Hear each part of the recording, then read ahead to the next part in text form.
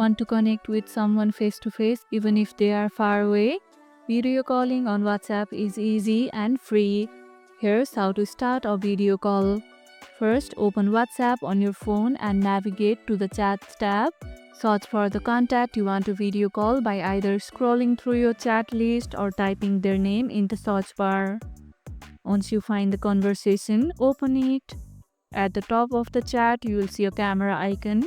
Tap on it to initiate the video call. Your phone will begin ringing, and once your contact picks up, you'll be able to chat face to face in no time. Make sure your front-facing camera is clean for the best video quality. Also, ensure you are in a well-lit area to avoid dark or blurry visuals during the call.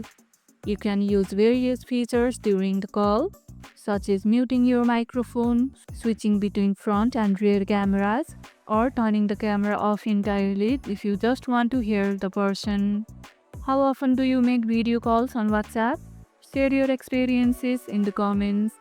If this video helped, hit the like button, share it, subscribe, and leave a comment.